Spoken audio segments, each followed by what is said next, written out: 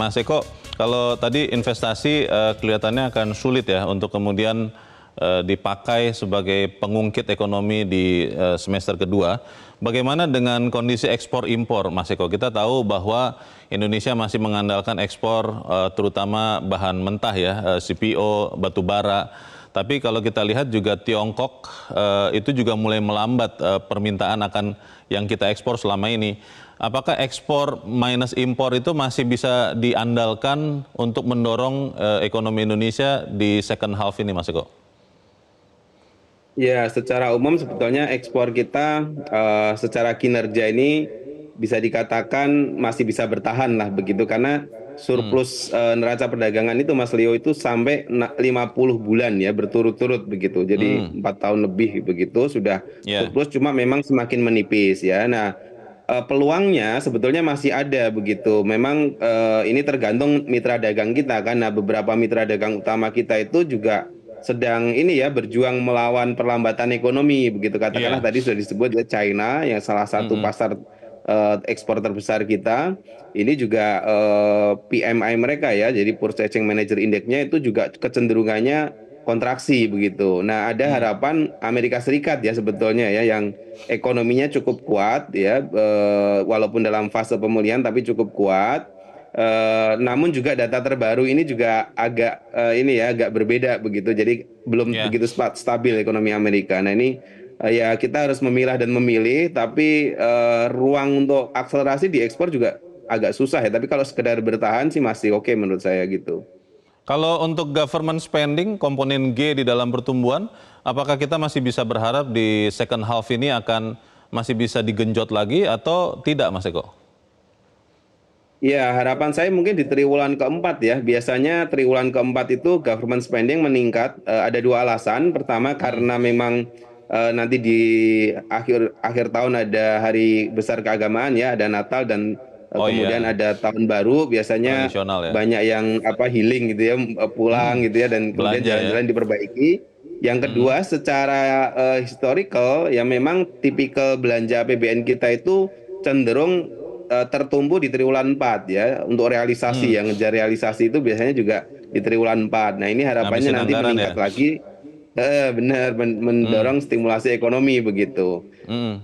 Kira-kira gambarannya semacam itu sih. Di bulan Oktober kita nanti akan melihat ada transisi pemerintahan. Kita sudah mendengar bahwa Presiden terpilih Prabowo Subianto mencanangkan pertumbuhan ekonomi Indonesia 8%.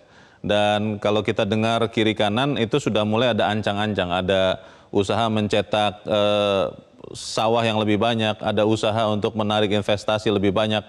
Kalau Anda lihat 8% itu akan mulai digenjot setelah 20 Oktober di tahun ini maksud saya sehingga bisa kita hitung itu akan mengangkat ekonomi Indonesia 2024 atau masih belum akan terlihat, Mas Eko?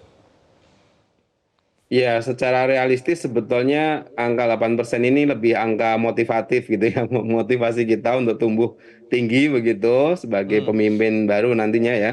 Hmm. Saya sih setuju ada target-target yang optimis begitu ya, tetapi memang kalau berdasarkan realitas untuk bisa mencapai 8% itu yang pertama memang harus didorong tadi sudah disinggung juga investasi gitu, tapi investasi itu tidak cukup hanya tumbuh seperti triwulan 2 ini ya 4,43%, nggak akan nyampe Hmm. itu ke 8% begitu. At least Hmm. ya mungkin sekitar 7 sampai 7,5% itu PMTB itu harus growth-nya harus segitu gitu ya, mengimbangi Oke. dari target pertumbuhan yang 8% itu begitu.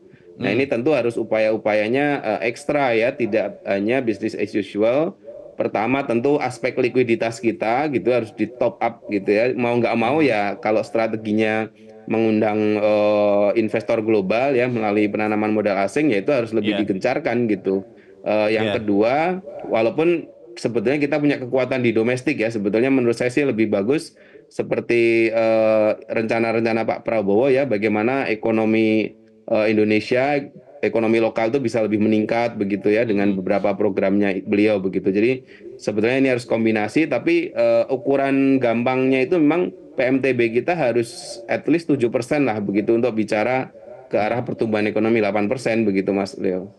Mas Eko, di sebelum pemilu banyak pengusaha yang mengatakan mereka mengambil sikap wait and see karena ada ketidakpastian. Mereka belum tahu siapa yang akan menjadi pemerintahan berikut. Sekarang pemerintahan berikutnya sudah ketahuan. Apakah wait and see di industri ini masih tetap terjadi? Menunggu mungkin figur Menteri Keuangan yang baru nanti siapa begitu?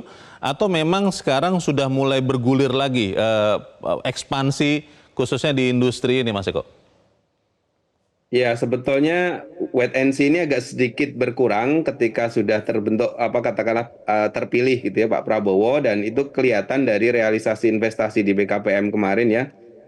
Angkanya juga lumayan bagus begitu kan. Jadi sesuai dengan targetnya, tumbuh 20% lebih ya. Nah, itu gambaran bahwa sudah mulai ini berkurang wait and see-nya. Tapi sekarang sepertinya kalau saya lihat, kalau untuk investor-investor besar itu wait and see-nya tidak sekedar aspek kabinet begitu, karena kabinet itu dampaknya temporer sekali begitu ya, mungkin hanya di sektor keuangan dan IHSG yang akan lebih merespon itu, tapi mereka melihat keseluruhan dari perekonomian sebetulnya begitu.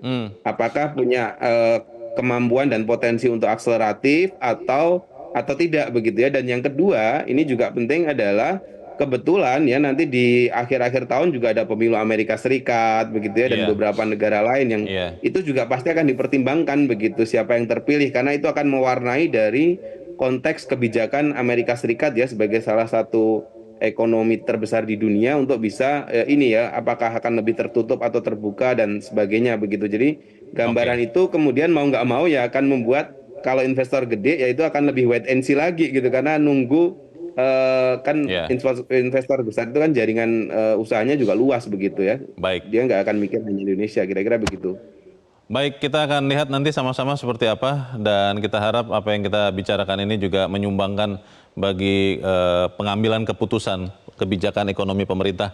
Terima kasih Wakil Direktur Indef Eko Listianto sudah mencerahkan kami pagi ini. Selamat pagi, Mas Eko.